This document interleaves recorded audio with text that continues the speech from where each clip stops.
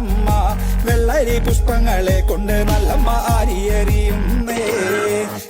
കർക്കിടക മാസത്തിൽ നല്ല കരിവിട്ടി കരിപ്പൂരാടം ഉണ്ണികൃഷ്ണ ഗോപാല മകനെ പേർ വിളിച്ചമ്മ